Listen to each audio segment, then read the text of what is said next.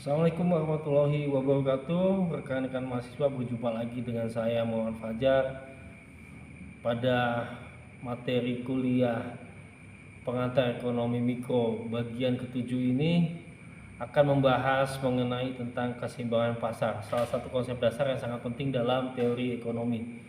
Keseimbangan pasar adalah titik di mana permintaan dan penawaran dalam suatu pasar bertemu, yang menghasilkan harga dan jumlah barang yang optimal bagi pembeli dan penjual. Apa itu keseimbangan pasar? Keseimbangan pasar terjadi ketika jumlah barang atau jasa yang diminta oleh konsumen sama dengan jumlah barang atau jasa yang ditawarkan oleh produsen. Pada titik keseimbangan ini, harga pasar stabil karena tidak ada tekanan yang mendorong harga naik ataupun harga menjadi turun. Dalam kondisi keseimbangan, tidak ada kekurangan atau kelebihan barang atau jasa di pasar, sehingga pasar berfungsi secara efisien. Untuk memahami keseimbangan pasar, kita perlu melihat dua konsep dasar, yaitu permintaan dan penawaran. Permintaan adalah jumlah barang yang diminta oleh konsumen atau diinginkan konsumen pada berbagai tingkat harga. Biasanya semakin tinggi harga, semakin sedikit barang yang diminta, dan sebaliknya, semakin rendah harga maka semakin banyak barang yang dimintakan oleh konsumen. Penawaran adalah jumlah barang yang tersedia atau jumlah barang yang mampu diproduksi dan dijual oleh produsen dalam berbagai tingkat harga.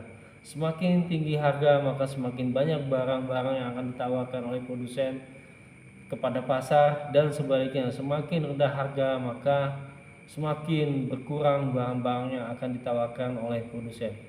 Keseimbangan tercapai ketika harga pasar menyamakan jumlah barang yang diminta dengan jumlah yang ditawarkan. Inilah yang disebut dengan harga keseimbangan.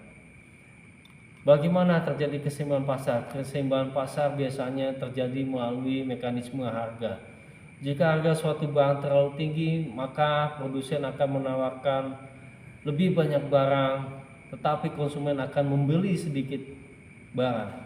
Dan sebaliknya, jika harga terlalu rendah, konsumen akan membeli lebih banyak barang, namun produsen akan kurang berminat untuk menawarkan barang tersebut. Proses ini akan terus berlangsung hingga mencapai titik keseimbangan atau titik konvergen, di mana jumlah yang diminta oleh konsumen sama dengan jumlah yang ditawarkan oleh produsen.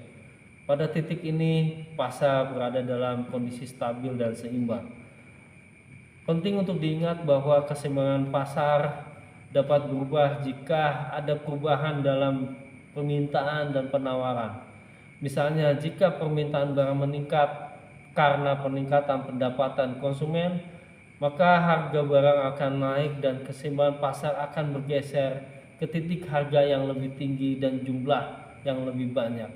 Dan sebaliknya, jika jumlah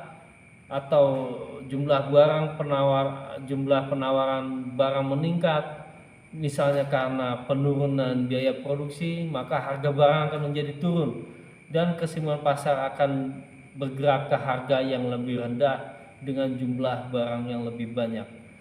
Perubahan dalam faktor-faktor eksternal seperti kebijakan pemerintah, perubahan teknologi, atau bencana alam juga bisa mempengaruhi keseimbangan pasar. Pada jangka pendek, pasar dapat capai keseimbangan yang tidak sepenuhnya stabil. Misalnya, jika ada perubahan mendadak dalam permintaan atau penawaran, harga bisa bergerak cepat untuk menyesuaikan. Namun dalam jangka panjang, pasar cenderung menyesuaikan diri lebih stabil karena produsen dan konsumen dapat beradaptasi dengan perubahan-perubahan tersebut.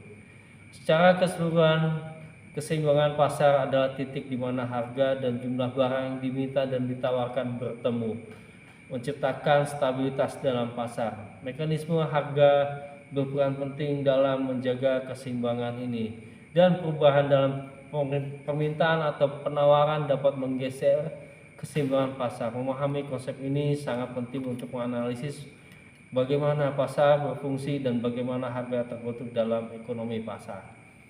Demikian rekan-rekan mahasiswa, jangan lupa untuk menjawab semua diskusi maupun tugas karena ini akan mempengaruhi nilai Anda pada akhir semester nanti. Wassalamualaikum warahmatullahi wabarakatuh.